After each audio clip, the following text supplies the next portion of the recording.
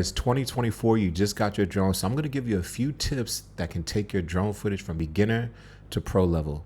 Number one is going to be mastering simple maneuvers. I cannot stress this enough.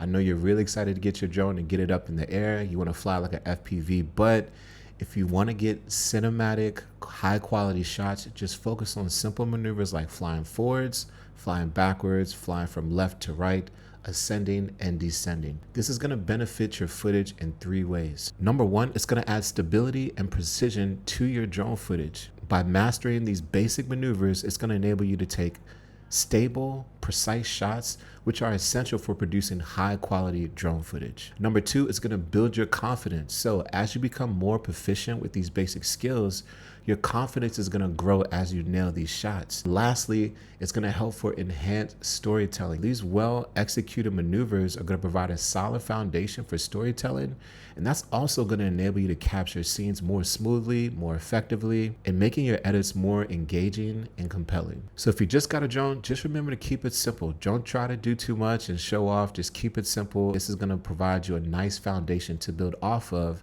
as you continue to get more complex shots and tell more compelling stories.